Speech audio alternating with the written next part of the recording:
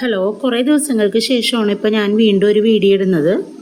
അപ്പോൾ ഇത് ഞാൻ ഇന്ന് 8ാം ക്ലാസ്സിലെ ഹിന്ദിയിലെ 1ാമത്തെ ചാപ്റ്ററാണ് പഠിപ്പിക്കാൻ പോകുന്നത്. 10 എന്ന് പറയുന്ന യൂണിറ്റിലെ 1ാമത്തെ ചാപ്റ്റർ കേട്ടോ.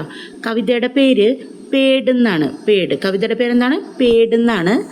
അപ്പോൾ തന്നെ അത് എഴുതിയ ആളുടെ പേര് സുശീൽ ശുക്ല എന്നാണ്. എഴുതിയ ആളുടെ പേരെന്താണ്? സുശീൽ ശുക്ല. പേട് എന്ന് പറഞ്ഞാൽ മരം എന്നാണ് അർത്ഥം. ട്രീ, മരം എന്നാണ് കേട്ടോ അർത്ഥം. അപ്പോൾ നമുക്കൊന്ന് കവിത വായിച്ചു നോക്കാം, അർത്ഥം പറയാം കേട്ടോ. പേട് തും പേട് നെഹി. പേട് എന്ന് പറഞ്ഞാൽ മരം എന്നാണ് അർത്ഥം. തും എന്ന് പറഞ്ഞാൽ നീ എന്നാണ് അർത്ഥം. വീണ്ടും പേട് മരം, നെഹി എന്ന് പറഞ്ഞാൽ അല്ല എന്നർത്ഥം. അപ്പോൾ അതായത് പറയണേ, മരമേ നീ മരമല്ല, അല്ലേ? മരമേ നീ മരമല്ല. തും ദർജ്. ദർജ് എന്ന് പറഞ്ഞാൽ തയ്യൽക്കാരൻ എന്നാണ് അർത്ഥം. അപ്പോൾ നീ എന്താണ്? ഒരു തയ്യൽക്കാരനാണ്, അല്ലെങ്കിൽ ഒരു തുന്നൽക്കാരനാണെന്നാണ് പറയണത്. അപ്പം എന്താ പറയണേ? മരമേ നീ ഒരു മരമല്ല, പകരം നീ ആരാണ്? ഒരു തുന്നൽക്കാരനാണ് എന്നാണ് പറയുന്നത് കേട്ടോ. തുമ്നെ കിത്തനെ സിലെ ഘോൻസിലെ കിത്തനി സിലീം ഹവായേം ധൂപ് മിലി തോ ബിഖർ ഗയി കത്തരൻ കത്തരൻ ചായായേം. തുമ്നെ എന്ന് പറഞ്ഞാൽ നിന്നെ, നീ, അല്ലേ? നിങ്ങൾ, കിത്തനെ എന്ന് പറഞ്ഞാൽ എത്ര, സിലേം ഘോൻസിലെ. സിലേ എന്ന് പറഞ്ഞാൽ തുന്നുക എന്നാണ് അർത്ഥം. ഘോൻസിലെ എന്ന് പറഞ്ഞാൽ കൂടാണ്. അതായത് നീ എത്ര കൂടുകളാണ് തുന്നിയിട്ടുള്ളത്. കിത്തനി സിലീം ഹവായേം. അപ്പോൾ തന്നെ നീ എത്ര കാറ്റുകളെയാണ് നീ തുന്നി വെച്ചിട്ടുള്ളത്. കിത്തനി സിലീം ഹവായേം, നീ എത്ര കാറ്റുകളെയാണ് തുന്നി വെച്ചിട്ടുള്ളത്. ധൂപ് സിലീത്തോ ബിഖർ ഗയി കത്തരൻ കത്തരൻ ചായായേം. ധൂപ് എന്ന് പറഞ്ഞാൽ ഇവിടെ ഇപ്പോൾ വെയിൽ എന്നുള്ള അർത്ഥമാണ്, ശരിക്കും സൂര്യൻ എന്നുള്ള അർത്ഥം അങ്ങനെയൊക്കെ വരാം കേട്ടോ. വെയിലിനെ തുന്നിയപ്പോൾ എന്ത് നഷ്ടപ്പെട്ടു? ചിതറിപ്പോയി. എന്ത്? കഷ്ണമായിട്ട്. ബിഖർ ഗൈ എന്ന് പറഞ്ഞാൽ ചിതറിപ്പോവുക എന്നാണ് അർത്ഥം. കത്തരൻ എന്ന് പറഞ്ഞാൽ കഷ്ണമായിട്ട് എന്നാണ് അർത്ഥം. ചായ എന്ന് പറഞ്ഞാൽ നിഴൽ എന്നാണ് അർത്ഥം. അപ്പം എന്താ പറയുക? സൂര്യനെ നീ തുന്നി വെച്ചപ്പോൾ എന്ത് ഇതായിപ്പോയി? അതായത് ചായ എന്ന് പറഞ്ഞാൽ എന്താണ്? നിഴലുകളൊക്കെ കഷ്ണമായിട്ട് ചിതറിപ്പോയി എന്നാണ് പറയുന്നത് കേട്ടോ. വീണ്ടും ആ വരി ആവർത്തിക്കുകയാണ്. പേട് തും പേട് നെഹി തും ദർജ്.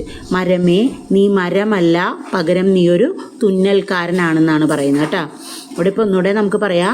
അതായത് എന്താ പറഞ്ഞാൽ, നീ കുറേ കൂടുകൾ തുന്നി വെച്ചു, നീ കുറേ എന്താ പറയുക കാറ്റുകളെ തുന്നി വെച്ചു. പക്ഷേ വെയിൽ എന്താണ്?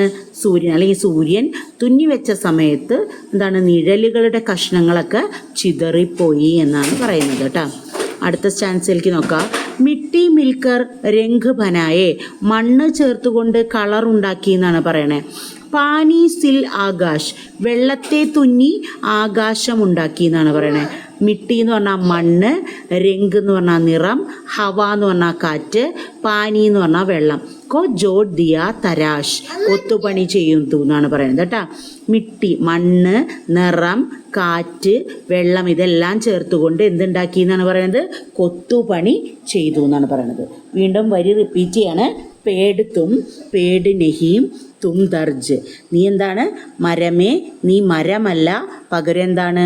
ഒരു തയ്യൽക്കാരനാണ്, അല്ലെങ്കിൽ തുന്നക്കാരനാണെന്നാണ് പറയുന്നത് കേട്ടോ.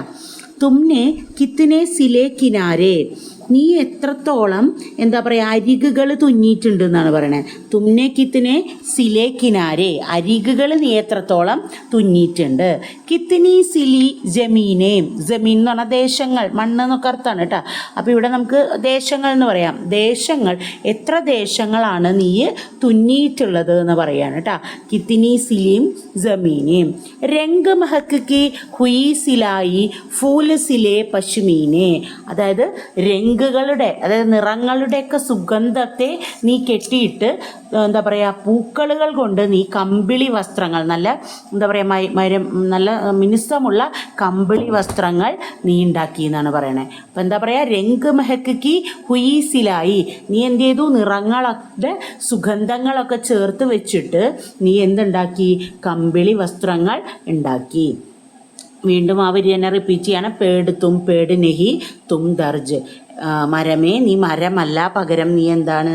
തയ്യൽക്കാരനാണ്. അടുത്ത ആമമേം ആമക്കെ സ്വാദ് സിലേഹെ. സ്വാദ് എന്ന് പറഞ്ഞാൽ ഇവിടെ സുഗന്ധമാണ്. ആമെന്ന് പറഞ്ഞാൽ മാങ്ങ. മാങ്ങയിൽ മാങ്ങയുടെ സുഗന്ധം തുന്നിച്ചേർത്തിട്ടുണ്ട്. ജാമുൻമേം ജാമുൻകെ. ജാമുൻ എന്ന് പറഞ്ഞു കഴിഞ്ഞാൽ ഞാവൽപ്പഴമാണ്. ഞാവൽപ്പഴത്തിന് ത്തിൻ്റെ സ്വാദ് ചുന്നി ചേർത്തിട്ടുണ്ട്. ബാഗ് മേം ഭാഗ് കെ സ്വാദ് സിലേഹേ. ബാഗ് എന്ന് പറഞ്ഞു കഴിഞ്ഞാൽ പൂന്തോട്ടമാണ്.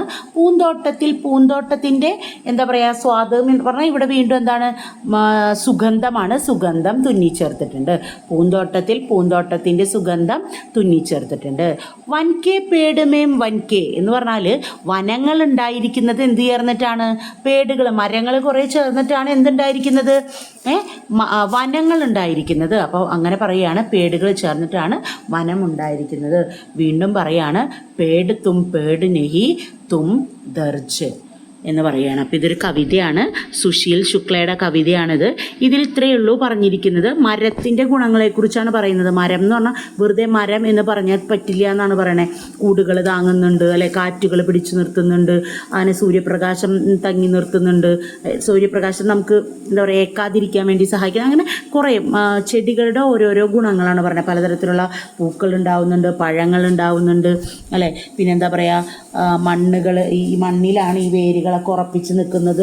കൊത്തുപണി എന്ന് പറഞ്ഞിട്ടുണ്ട് ഇവിടെ. അതായത് ഓരോ രൂപങ്ങൾ പോലെ മണ്ണിൽ മരങ്ങൾ ഉറച്ചു നിൽക്കുന്നു എന്നുള്ള കാര്യമൊക്കെ നമുക്കിതിൽ പറയാം. ഇത്രയാണ് ഈ കവിത എന്ന് പറയുന്നത്. അപ്പം ഈ ക്ലാസ്സിൽ ഞാൻ ഈ കവിതയുടെ അർത്ഥം മാത്രമാണ് ഇട്ടത്.